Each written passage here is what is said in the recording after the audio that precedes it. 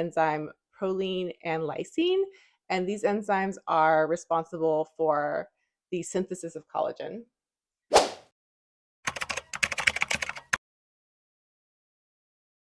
Hi, everyone, and welcome back to Vital Skin Essentials. And part 2 of our brightening series. I'm Emma. And I'm Lorena. And today we're going to be talking about a couple more acids that are our favorites.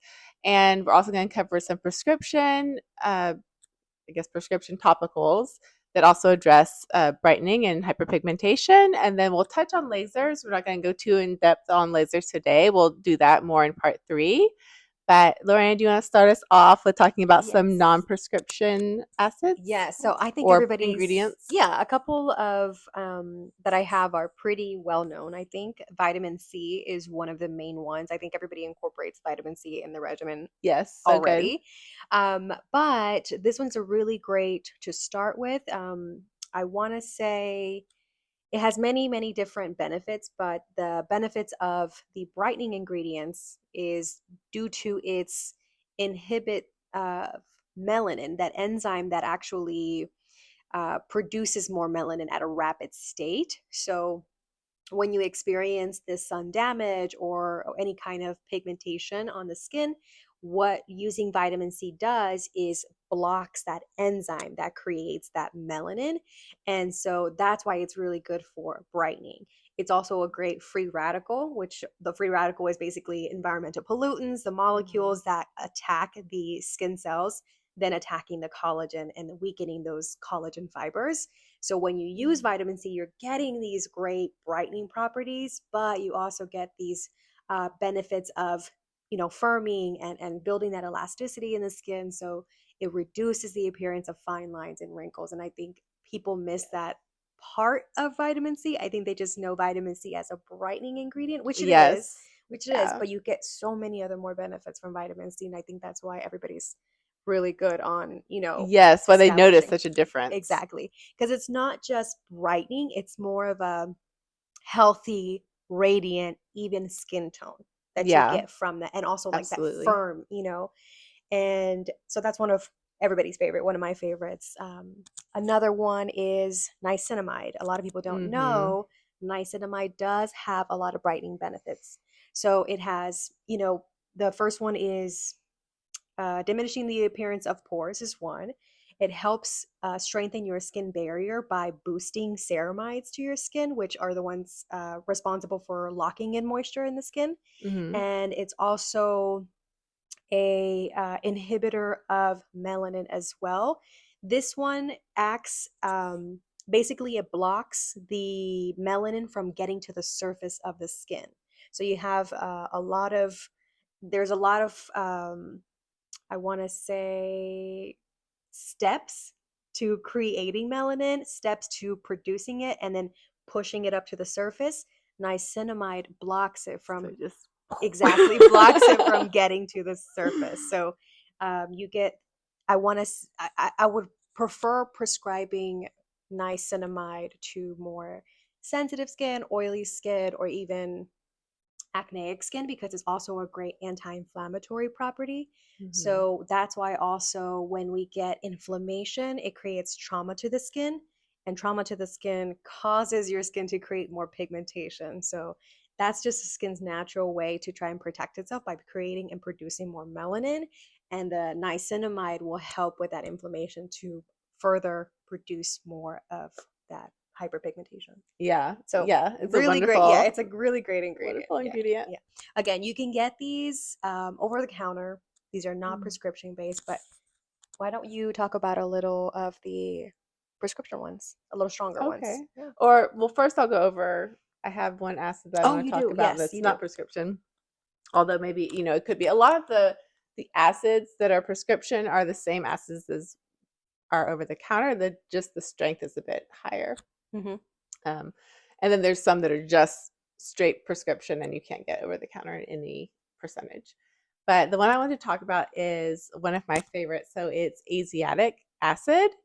And it helps to stimulate collagen because of the normal way also, that all peels help to stimulate collagen by turning over our skin cells faster and helping to speed up that process. but it also helps to stimulate collagen in another way, which is kind of exciting. So it helps with the metabolism of the enzyme proline and lysine, and these enzymes are responsible for the synthesis of collagen. So it really helps to produce more collagen as well as having like a brightening effect. So for those reasons, this is my favorite acid for slowing down and reversing aging. I mean, reversing is a big word, but I think slowly reversing or just like helping the clock stay still a little bit. Asiatic acid is also in one of my favorite products, the Environ Revival Mask. It has Asiatic acid and also has lactic and mandelic acid. And it's wonderful. You can, I think we've talked about it before, but you can sleep in it. You can mix it with a little bit of retinol and sleep in it if you're, if you can handle it. Yeah, if you can handle it. But it's a wonderful acid. Like the more I find out about it, I'm like all about it. It does give a nice, I've used it before. Actually, I have some, a nice like lifting effect or firming effect on the skin, I'd say. Yes. It dries that way too. Yeah, and kind of a brightening effect, which even like we think of aging more as like plumping the skin, or anti-aging more as like plumping the skin, firming, but lightening has a big part because without even really thinking about it, if we see someone with pigmentation, we automatically assume that they're older.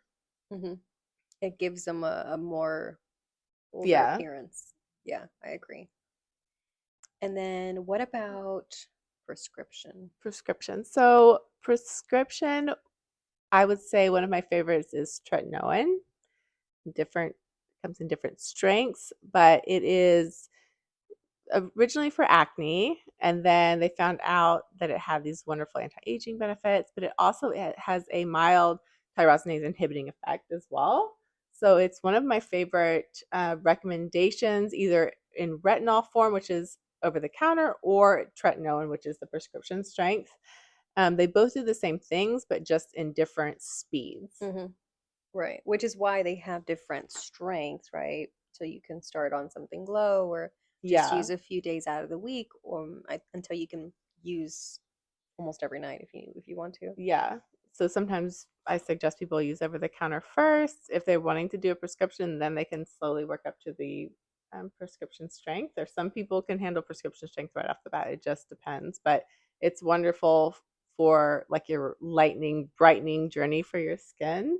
You can do it along with other prescription ingredients or even something mild, because you don't want to mix too many aggressive products. You could do like licorice root is a really nice brightener. You could do that with like a retinol or tretinoin, and that would be a really nice combination of products to brighten your skin. Right. You want to build up those vitamin A receptors first before you irritate your skin. Yeah, that's a good one. Even just what was I talking about earlier? That palmitate. Retinol palmitate. Yeah. So that's starting with that. Yeah, and that's like mild.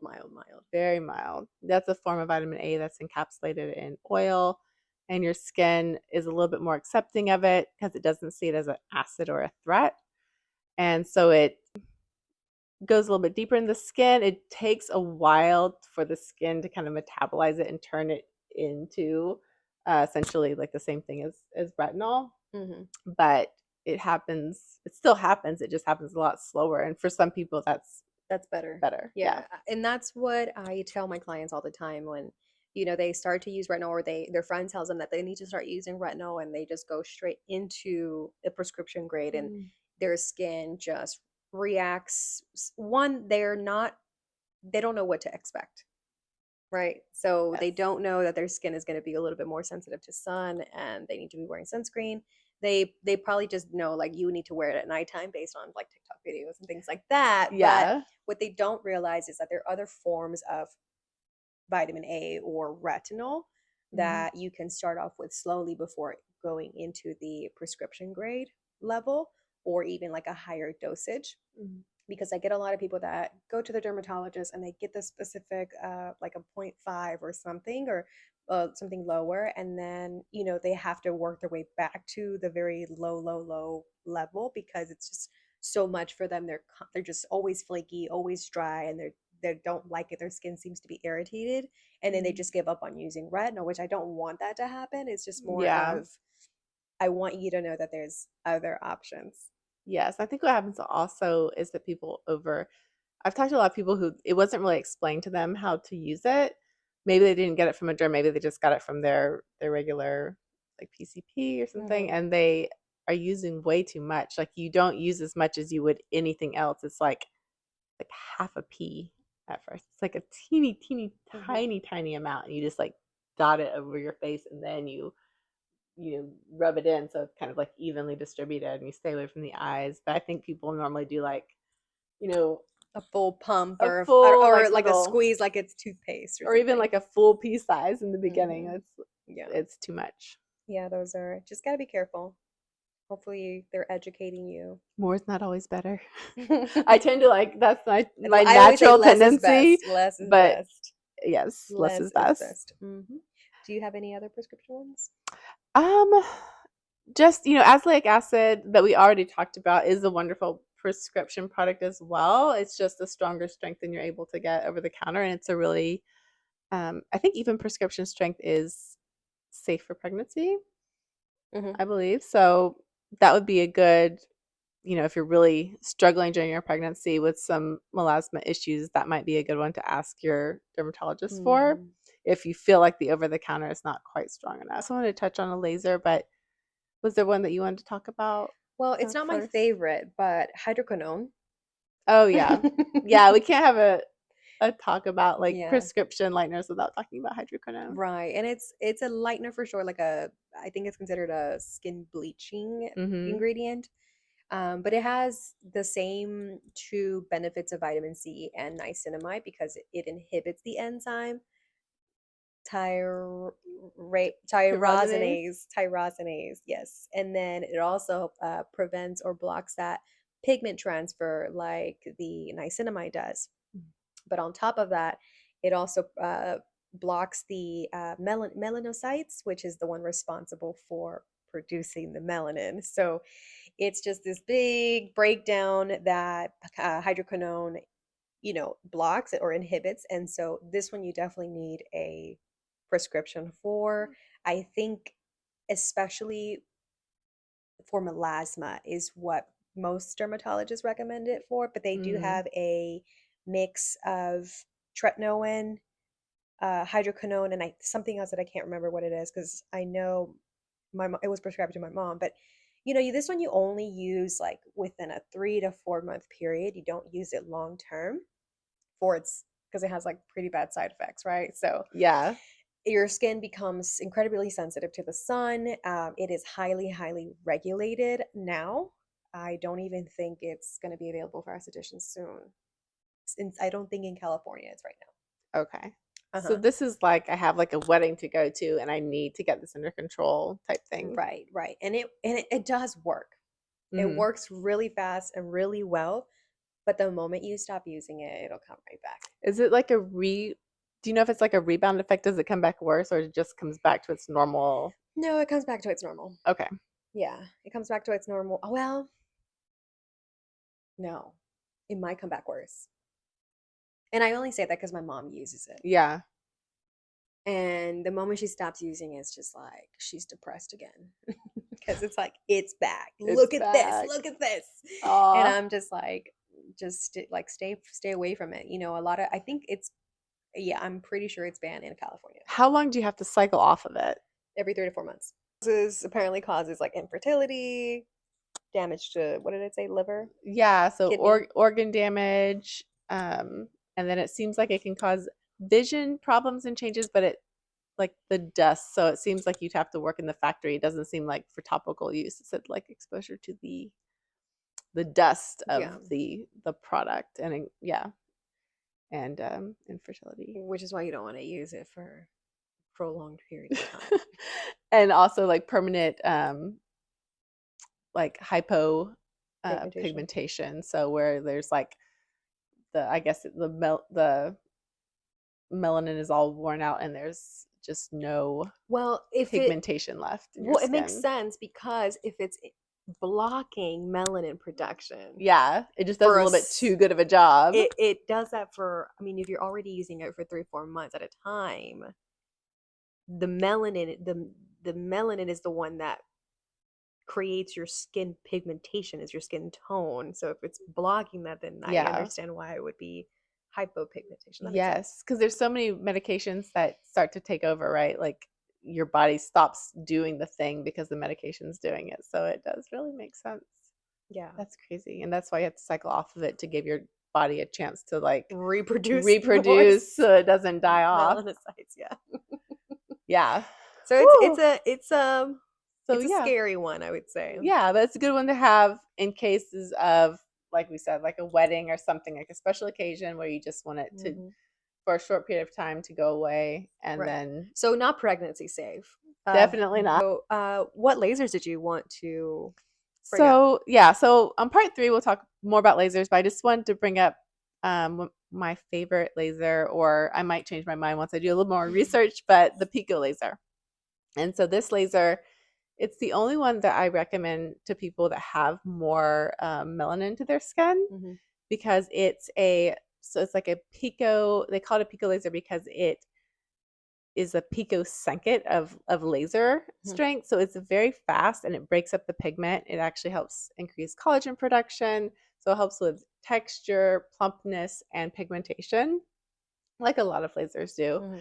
But it doesn't cause the thermal damage. I was going to ask about the thermal. Yeah, like other ones do, because a lot of lasers are a nanosecond. And since this is a picosecond, I think it's like 1,000th of a second, very, very fast. So even like African Americans can use this laser, which most lasers are not recommended for their skin type. And it's good for removing tattoos as well. Oh, wow. Yeah, so it's a very like versatile laser.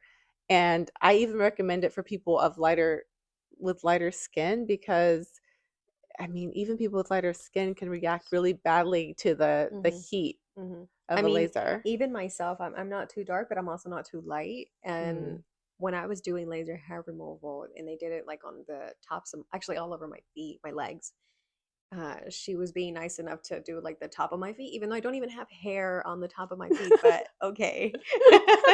You start feeling self-conscious about it. Like, maybe what hair? Like, yeah, what hair is she talking about?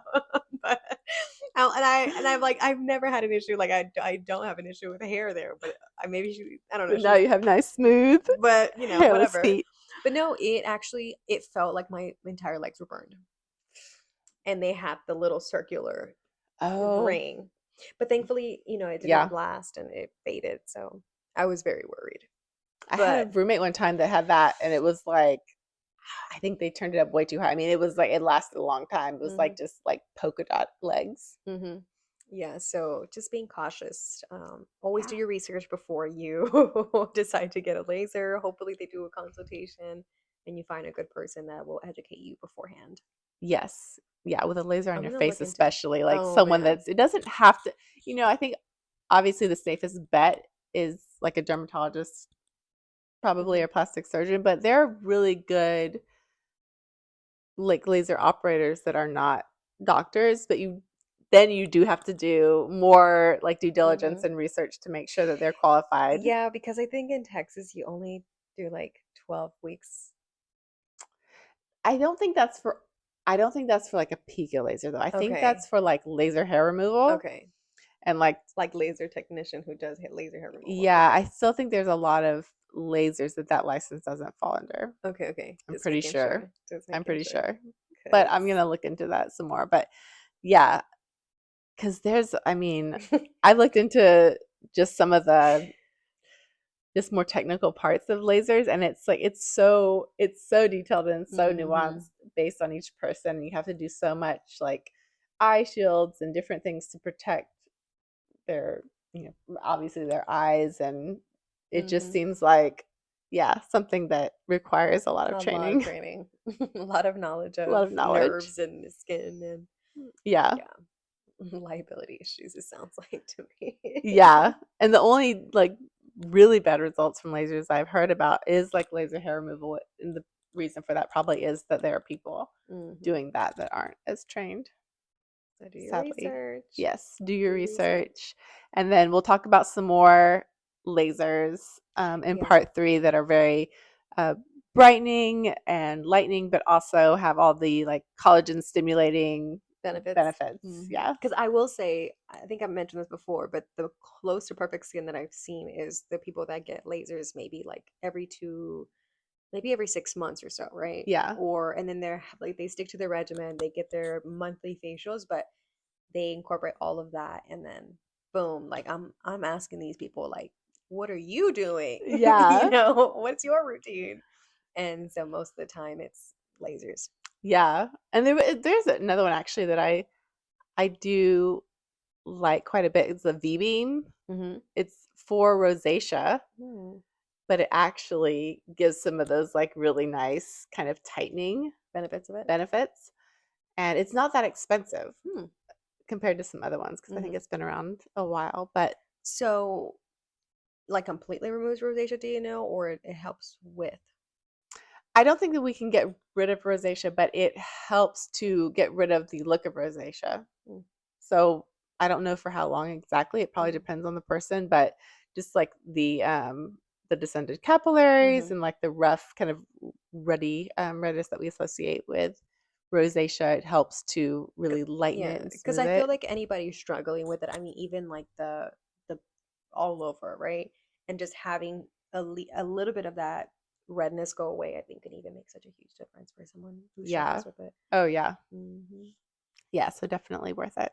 But I'll find out more like detailed like prices and things too. Obviously it's going to differ like depending on the place it's done. Like California is probably going to be a little more expensive. Yeah, the operator and the area. But I'll try to get like a basic idea of how much of price. Yeah. I want to do the non-laser. Are you familiar with I can't think of the name. I'll bring it up in the next video. But it's like a non-laser laser, but for estheticians. I forget the name of it. Is the Lima laser? Or the... plasma something. Oh, I know what you're talking about. It's like a laser, non-laser. Okay. Yeah, I think I know what you're talking about. But there's like a handheld device. I'll look it up. Next video. Stay tuned for next video. Yeah, so thank you for tuning in, and we'll see you next time. See you at part 3.